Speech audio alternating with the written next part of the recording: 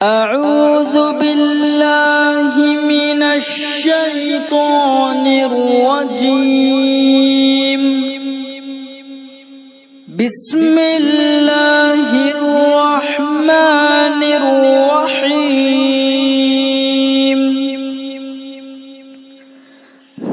يخادعون الله والذين آمنوا وما يخدعون إلا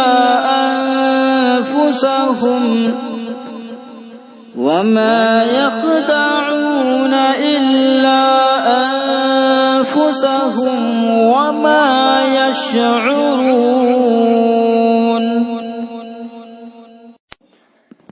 اور وہ اللہ تعالی اور ایمان والوں کو دھوکا دیتے ہیں، حالانکہ وہ خود اپنے آپ کو دھوکا دے رہے ہیں اور وہ سمجھتے نہیں ہیں۔ السلام علیکم ورحمۃ اللہ وبرکاتہ۔ محترم دینی بھائیوں، بزرگوں، ماؤں بہنوں، اللہ تبارک و تعالی نے قرآن مجید میں فرمایا کیف ینبئکم بما کنتم تعملون، صدق اللہ العظیم۔ محترم سامعین و ناظرین حضرات، آج میں جس عنوان پر آپ سے بات کرنے جا رہا ہوں، آپ کی خدمت میں کچھ عرض کرنا چاہتا ہوں۔ وہ عنوان ہے کسی کو دھوکا دینا۔ اللہ تبارک و تعالی نے قرآن مجید میں جگہ جگہ پر عہد کو توڑنے والے، وعدہ خلافی کرنے والے کے لیے سخت وعید نازل کی ہے، اور اللہ کے نبی صلی اللہ علیہ وسلم نے یہ فرمایا ہے کہ مسلمان جھوٹ نہیں بول سکتا، اور جو عہد توڑنے والا ہے، جو وعدہ خلافی کرنے والا ہے، وہ سب سے بڑا جھوٹا ہے۔ تو لہٰذا لوگ طرح طرح سے لوگوں کو دھوکا دیتے ہیں، اور دل ہی دل میں بہت خوش ہوتے ہیں کہ دیکھو ہم نے فلاں کو بیوقوف بنا دیا، ہم نے فلاں کو دھوکا دے دیا۔ تو لہٰذا اس بات کو سمجھ لینا چاہیے کہ اگر ہم کسی کو دھوکا دیں گے تو دیکھنے والا اللہ تعالی ہے، جاننے والا اللہ تعالی ہے۔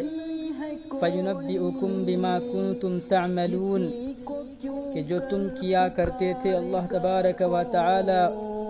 اس سے تمہیں باخبر کر دے گا، تمہارے سامنے اس بات کو واضح کر دے گا، ظاہر کر دے گا، تمہیں بتا دے گا۔ لہٰذا ہمیں اللہ سے تو ڈرنا چاہیے کہ ہم کسی کو دھوکا نہ دیں۔ ابھی جو وائرس پھیلا ہوا ہے، جس کی وجہ سے ہو سکتا ہے کہ ہمارے جو بوٹ پر جانے والے بھائی ہیں ان کے بوٹ میں جانے میں کچھ تاخیر ہو جائے،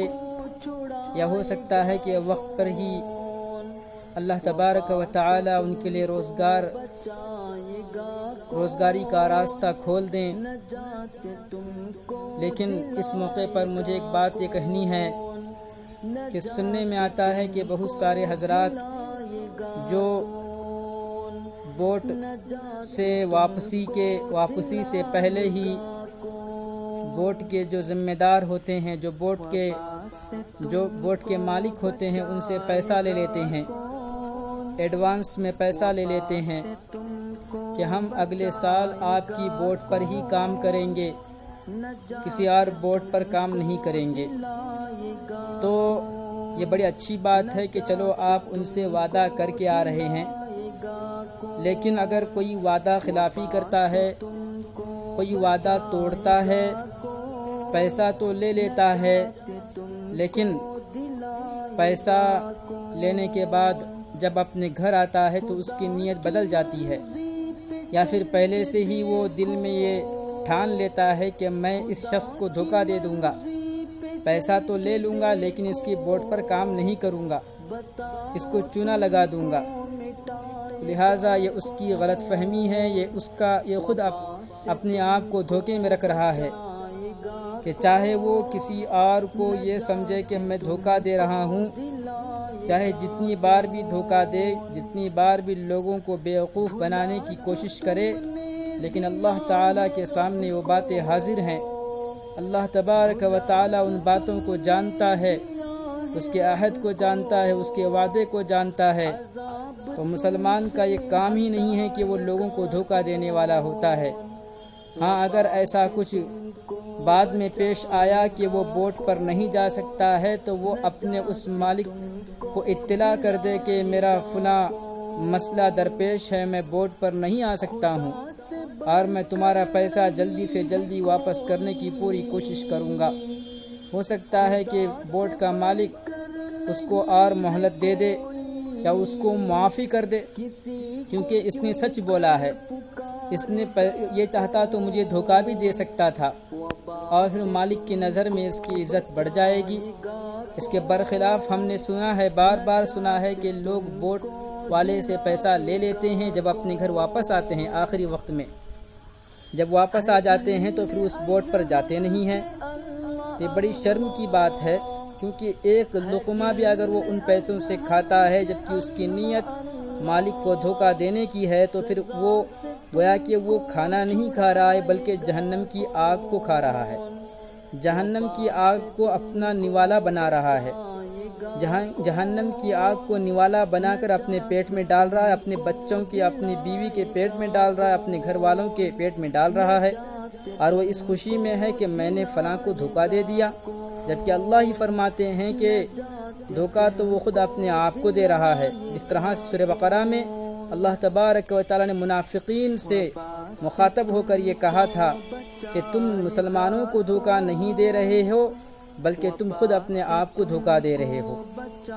گویا کہ ان کا دھوکہ دینا ان کے لیے کچھ کام نہیں آئے گا،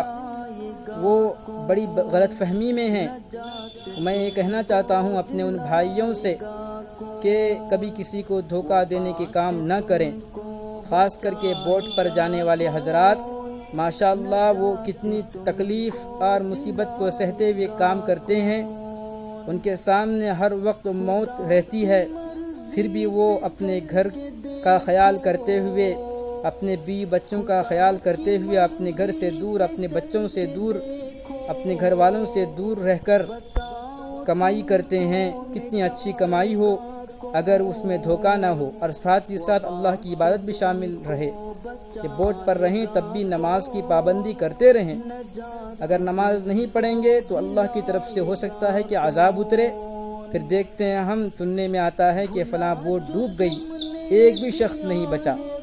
کہیں یہ بھی سننے میں آتا ہے کہ نماز کے پابند تھے، اللہ نے جو ہے فلاں بڑے طوفان سے ان کی حفاظت فرمائی۔ تو یہ بھی ہوتا ہے۔ تو اللہ تبارک و تعالیٰ کے یہاں پر محبوب بننا ہے تو دھوکہ دہی سے دور رہنا ہے۔ ہم جس سے پیسہ لیے ہیں اسی کے بوٹ پر کام کرنے جائیں، اس کو دھوکہ نہ دیں۔ یہ دھوکہ اللہ تبارک و تعالیٰ ان لوگوں کو آخرت کے میدان میں، محشر کے میدان میں یاد دلائیں گے جو لوگ لوگوں کو دھوکہ دے کر سمجھتے ہیں کہ ہم نے بڑا اچھا کام کیا، کمال کا کام کیا، پھر اپنے گھر میں آ کر اپنے رشتہ داروں میں، اپنے دوستوں سے اپنی تعریف بیان کرتے ہیں کہ میں نے فلاں کو بڑا اچھا دھوکہ دے دیا ہے، جبکہ یہ تعریف نہیں بلکہ اللہ کے یہاں پر بہت بڑا جو ہے اس پر عذاب اترنے کا ایک ذریعہ ہے۔ اللہ تبارک و تعالی ہم سب کو جو ہے حلال کمائی نصیب فرمائے۔ اگر دھوکہ دے کر کھائیں گے، حلال کمائی نہیں ہوگی، حرام کمائی ہوگی، تو پھر اس زبان سے نکلنے والے الفاظ بھی اللہ کے یہاں پر قبول نہیں ہوں گے۔ دعا کا ایک چھوٹا سا حصہ بھی، بلکہ دعا کا ایک لفظ بھی اللہ کے یہاں پر، ایک حرف بھی قبول نہیں ہوگا، کیونکہ جس پیٹ میں حرام مال گیا ہو، دھوکہ دہی سے کمائے ہوئے مال سے اس نے روزی خریدی ہو، کھانے کی چیزیں خریدی، اس کو کھا رہا ہے، پھر اس سے بننے والے خون سے جو اس کو طاقت ملے گی، جو ہمت ملے گی اور جو جذبہ ملے گا، اس جذبے کے ساتھ، اس طاقت کے ساتھ، اس طاقت سے اس کو جو امید ملی ہے، اس امید کے ساتھ اگر اللہ سے مانگے گا، تب بھی اللہ تعالیٰ اس کی دعا کو قبول نہیں کریں گے۔ اس لیے کہتے ہیں کہ تھوڑا کمائیے لیکن حلال کمائیے، جس میں اللہ کی طرف سے برکت نازل ہوتی ہے، اللہ کی طرف سے خیر کے فیصلے ہوتے ہیں، اور پھر اللہ تعالیٰ ان کی دعاؤں کو بھی قبول فرماتے ہیں۔ اللہ تعالیٰ ہم سب کو ان باتوں پر عمل کرنے کی توفیق عطا فرمائے، آمین۔ السلام علیکم ورحمۃ اللہ وبرکاتہ۔